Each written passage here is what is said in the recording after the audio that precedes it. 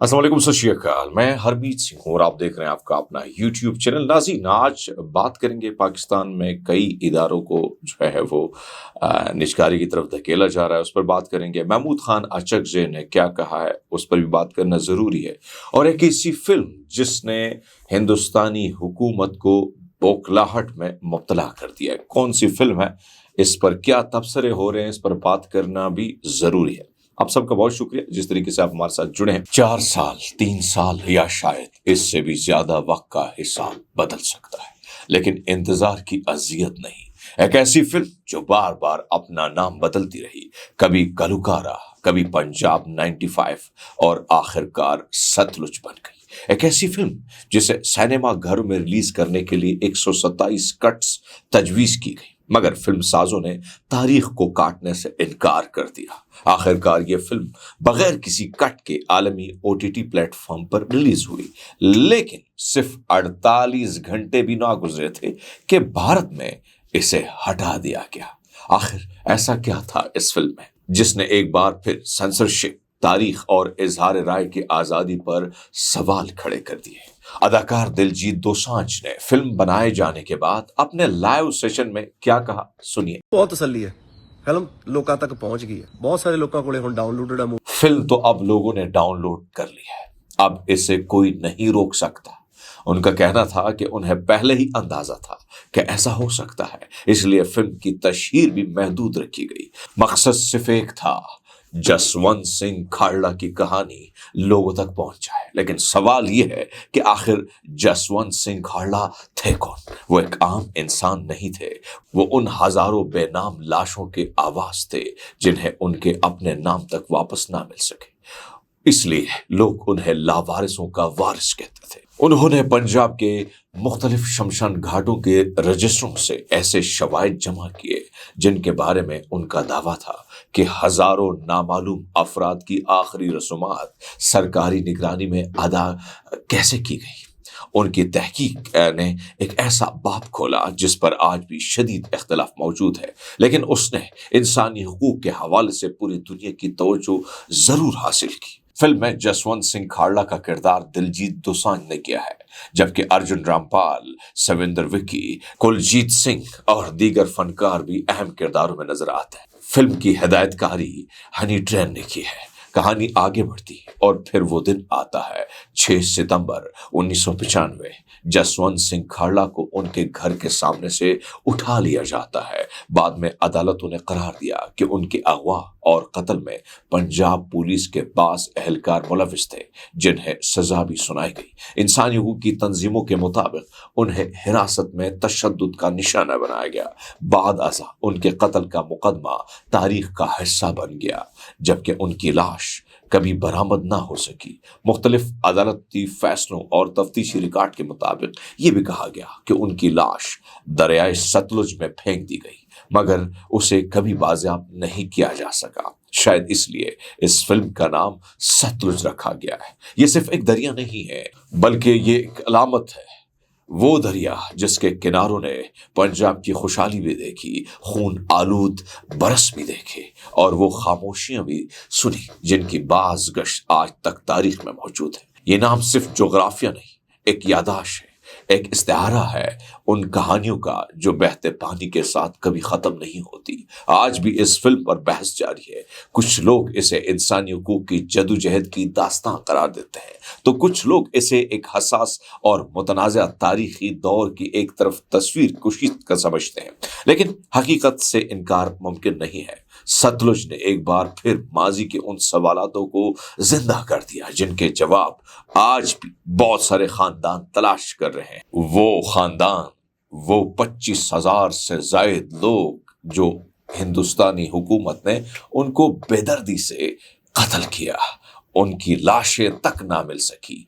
उनके हवाले से ये भी कहा जाता है कि हिंदुस्तान ने एक ऐसा काला स्या कानून बनाया था जिसमें पुलिस को ये इजाजत दी गई थी कि जिसे लटकाना है लटका दो, आपसे पूछा नहीं जाएगा।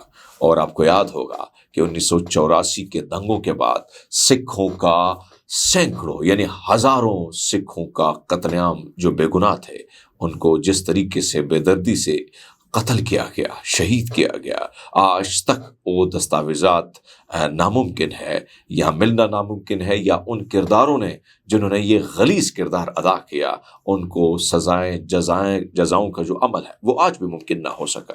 آج اس فلم کے حوالے سے اگر ہم دیکھیں، جو برسوں تک ریلیز کا انتظار کرتی رہی، ریلیز کے صرف 48 گھنٹے بعد خبروں کا یہ سب سے بڑا موضوع بن گئی، لیکن اس میں کوئی شک نہیں ہے کہ ہندوستانی میڈیا، مودی سرکار اس فلم سے کیوں خوف زدہ ہے، کیونکہ پوری دنیا میں جس طریقے سے انہوں نے جمہوریت کا لبادہ اوڑھا ہے، لیکن حقائق جو اس فلم میں دکھائے گئے کہ کس طریقے سے سکھوں کا بڑی بے دردی سے قتل عام ہوا، اور آج اس قتل عام کی کہانیاں جو ہیں وہ درد بری کہانیاں اس فلم کے ذریعے جب دکھانے کی کوشش کی گئی تو ہندوستانی حکومت، ہندوستانی میڈیا اس میں ایک کھلے عام بوکھلاہٹ نظر آ رہی ہے، اور یہی وجہ ہے کہ آج پورے سینما گھروں میں اس پر پابندی ہے۔ مختلف پلیٹ فارم پر جب اس کو اوپن کیا گیا وہاں سے بھی ہٹا دیا گیا، لیکن اس میں کوئی شک نہیں کہ اس نے تمام تر ریکارڈز ویورشپ کے توڑ دیے ہیں۔ عمران خان کی ملاقات پہ پابندی، میں بار بار گھسے پٹے فقرے استعمال کرتا ہوں، دنیا میں کہیں بھی بدترین قاتل، بدترین ڈاکو، بدترین خطرناک آدمی کی ملاقات پہ بھی پابندی نہیں ہوتی۔ عمران خان وزیر اعظم ہوتے ہوئے بھی کسی سے مل نہیں سکتا، نہ وہ میڈیکل ٹیسٹ کرا سکتا ہے۔ اب ہم مزید اس پارلیمنٹ کو چلنے نہیں دیں گے جب تک عمران خان کو ان کی ذاتی معالجین اور فیملی کی موجودگی میں علاج نہیں کروایا جاتا۔ محمود خان صاحب کہتے ہیں آپ پمز ہسپتال کیا ہے کہ جی فلاں اسپتال، اسی اسلام آباد میں فلاں اسپتال میں لے جائیں، وہ فلاں ڈاکٹر دکھائیں، اس سب پہ پابندی ہے۔ اب ہم مزید اس پارلیمنٹ کو چلنے اس لیے نہیں دیں گے کہ عمران خان کو ذاتی معالجین کے لیے یعنی جانے کی اجازت نہیں ہے۔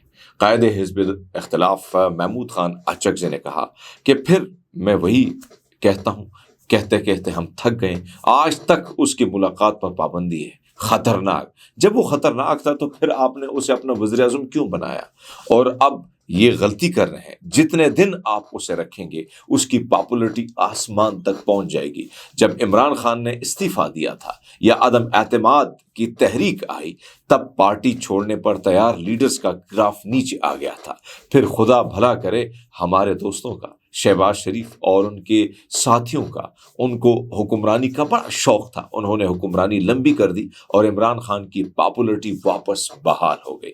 آپ جتنا اسے تنگ کیا جائے گا، آج انتخابات کروا لیں، کسی کو اچھا لگے یا برا، عمران خان پورے ملک کو سویپ کرے گا۔ پورا پاکستان وہ بیمار ہے، قیدی ہے، اس کا مطالبہ بھی اتنا بڑا نہیں ہے۔ آپ اسے رات کو پمز ہسپتال لے جاتے ہیں، وہ خود یا اس کی بہنیں کہتی ہیں کہ فلاں ہسپتال لے جاؤ تو کسی کو بتائے بغیر لے جائیں، یہ پریشر کم ہو جائے گا۔ بہنیں ملنا چاہتی ہیں، کوئی دوست یا بچے ملنا چاہتے ہیں، بس یہی سختیاں لگی ہوئی ہیں۔ انہوں نے کوشش کی کہ وہ شریف آدمی ٹوٹ جائے، لیکن اگر ٹوٹ جاتا تو پتہ نہیں کیا ہو جاتا۔ وہ نہیں ٹوٹا، جب نہیں ٹوٹا تو آپ برائے مہربانی کریں اس سے بات کریں۔ مائنس عمران خان کا فارمولہ قبول ہم نہیں کریں گے، یا پھر دوسرا راستہ وہی جو آپ لوگوں نے بھٹو کے ساتھ اپنایا تھا۔ ناظرین، اگر بات کی جائے پاکستان میں نجکاری کے نام پر ایک اور بڑا مرحلہ جو ہے وہ شروع ہو چکا ہے۔ اب اگر ہم دیکھیں حکومتیں، اب ہماری جو حکومت ہے اب یہ صرف خسارے والے اداروں تک محدود نہیں رہی، بلکہ قومی اہمیت کے بہت بڑے اداروں کو بھی نجکاری پروگرام کا حصہ بنا رہی۔ اس سے پہلے انہوں نے کیا نجکاری کی وہ آپ کے سامنے رکھ لیتے ہیں۔ International airline P I, first women bank, house building finance company, Pakistan engineering company یعنی PECO, sun engineering limited, service international جو ہے ہوٹل یوٹیلیٹی اسٹور کارپوریشن، مختلف بجلی کی تقسیم کار کمپنیاں، اور اب پاکستان کے 3 بڑے ہوائی اڈے، جناح انٹرنیشنل ایئرپورٹ کراچی، اسلام آباد انٹرنیشنل ایئرپورٹ اور علامہ اقبال انٹرنیشنل ایئرپورٹ لاہور بھی نجکاری کی فہرست میں شامل کیے جا چکے۔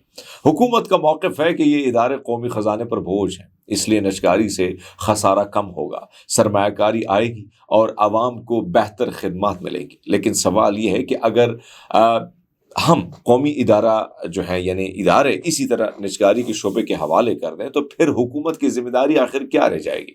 کیا عوام نے حکومت اس لیے منتخب کی، ویسے تو یہ منتخب نہیں ہے، کہ وہ قومی اثاثے فروخت کریں، یا اس لیے کہ وہ ان اداروں کی اصلاح کریں، کرپشن ختم کریں اور انہیں منافع بخش بنائیں؟ لیکن بہرحال دنیا کے کئی ممالک میں ریاست اپنے اسٹریٹجک اداروں کو قومی مفاد کے تحت اپنے پاس رکھتی ہے، کیونکہ ہوائی اڈے، قومی ایئر لائن، توانائی اور مالیاتی ادارے صرف کاروبار نہیں ہوتے، بلکہ قومی سلامتی، معاشی خود مختاری، مستقبل کی منصوبہ بندی سے بھی یہ ساری چیزیں جڑی ہوتی ہیں۔ ان پر نجی مفادات کا غلبہ ہو جائے تو فیصلے بھی قومی مفاد کے بجائے منافع کو سامنے رکھتے ہوئے کیے جاتے ہیں۔ اب سوال یہ ہے کہ اگر سرکاری ادارے خسارے میں ہیں تو اس کا ذمہ دار کون ہے؟ کیا عام شہری انہیں خسارے میں پہنچایا، یا برسوں کی غلط پالیسیاں، سیاسی مداخلت یا ناقص انتظامیہ، یا یہ ساری چیزیں اس کی وجہ بنی؟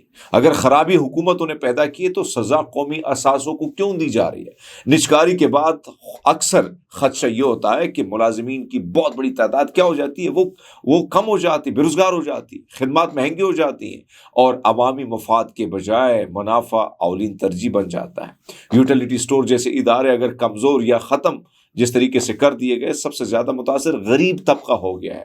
سستی اشیاء جو ضرورت ہے، جس پر ہم انحصار کرتے تھے، آج جس طریقے سے آپ کے سامنے ہوائی اڈے اور دیگر بنیادی انفراسٹرکچر پر نجی اجارہ داری قائم ہو جائے تو اس کے اثرات براہ راست عوام پر پڑ جاتے ہیں۔ دوستوں، اگر نجکاری شفافیت، احتساب اور قومی مفاد کے بغیر صرف مالی دباؤ کو کم کرنے کے لیے کی جائے تو یہ وقتی ریلیف تو دے سکتی ہے، مگر طویل مدت میں ریاست کے معاشی اختیارات کو محدود کر سکتی ہے۔ ایک مضبوط ریاست اپنے قومی اداروں کی اصلاحات کے ذریعے مضبوط بنائی جاتی ہے، نہ کہ ہر بحران کا حل انہیں فروغ کرنے میں تلاش کرتی ہے۔ اصل سوال نجکاری نہیں ہے، بلکہ یہ ہے کہ کیا یہ اپنی انتظامیہ ناکامیوں کی قیمت قومی اثاثے فروغ کر کے ادا کرنا چاہتی ہے، یا انہیں بہتر بنا کر انہیں آنے والی نسلوں کے لیے محفوظ راستہ یہ رکھنا چاہتے ہیں؟ بہرحال یہ افسوسناک ہے۔ میں اتنا کہوں گا کہ اب یہ جیسے ہی پرائیویٹائزیشن کی طرف یہ ساری چیز چلی جائیں گی تو آپ کو پتہ ہے کہ ساری چیزیں درست ہو جائیں گی، اور وہی لوگ پرائیویٹائز کمپنیاں، یعنی پرائیویٹ کمپنیاں کس کی ہیں؟ وہ اس اشرافیہ کا حصہ ہے، یہ ساری گٹھ جوڑ کا حصہ ہے، وہ حکومت میں شامل ہیں تو یہ نقصان میں ہے۔ جیسے ہی ان کی کمپنیوں کو یہ ٹھیکے مل جاتے ہیں، یہ ساری چیزیں پروفٹ میں چلی جاتی ہیں، جس سے نقصان ہو رہا ہے اس ملک کا۔ بہرحال ایک افسوسناک خبر میں کہوں گا کہ سائیوال کے آپریشن تھیٹر میں ایک ڈاکٹر جو ڈیوٹی پر تھے، افغانستان سے ان کا تعلق تھا، وہ ایک پوسٹ گریجویٹ ریزیڈنٹ ڈاکٹر ہے۔ مبینہ طور پر اس کا ویزے سے متعلق معاملے پر ان کی گرفتاری جو آئی ہے وہ انتہائی تشویشناک ہے اور افسوسناک ہے۔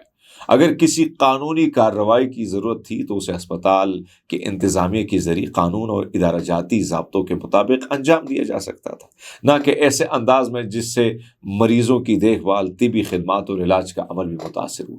پاکستان اور افغانستان کے درمیان میں ایک بات کھل کے کہتا ہوں کہ برسوں سے ہزاروں طلباء، ڈاکٹرز اور دیگر پیشہ ور افراد تعلیم وہاں سے اور یہاں سے حاصل کر لیں، تحقیقات اور صحت کے شعبے میں خدمات سر انجام دی جا رہی ہیں۔